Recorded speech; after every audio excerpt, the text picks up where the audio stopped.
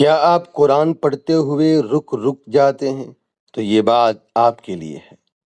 آئیے سمجھتے ہیں۔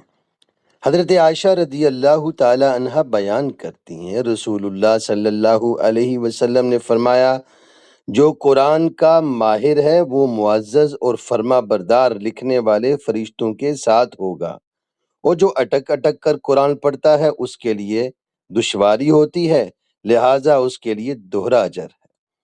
یعنی جو روانی سے قرآن پڑھتا ہے اس کا مقام فرشتوں کے ساتھ، اور جو مشکل کے باوجود محنت کرتا ہے اللہ نے اس کا اجر دگنا کر دیا۔ اگر آپ کی زبان اٹکتی ہے، اگر تلفظ درست نہیں تو گھبرائے نہیں، آپ کا ہر لفظ اللہ کے ہاں محفوظ ہے۔ قرآن چھوڑنے والا محروم ہے، اور قرآن سے جڑا رہنے والا کبھی نقصان میں نہیں۔